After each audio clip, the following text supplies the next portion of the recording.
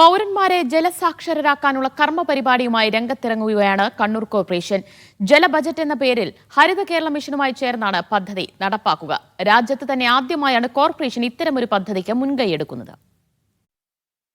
ജലത്തിന്റെ പ്രാധാന്യവും പ്രസക്തിയും തിരിച്ചറിയുന്നൊരു ജനത പുതിയ കാലത്ത് അനിവാര്യമാണെന്ന ബോധ്യമാണ് വ്യത്യസ്തമായ പദ്ധതിക്ക് പിന്നിലെ ആശയം.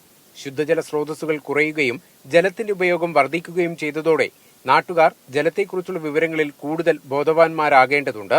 ഇതിനായി കോർപ്പറേഷൻ പരിധിക്കുള്ളിലെ ജലലഭ്യതയും ആവശ്യമായ ജലത്തിന്റെ അളവും താരതമ്യം ചെയ്യുന്ന കണക്കുകളാണ് ബജറ്റിലെ പ്രധാന ഭാഗം.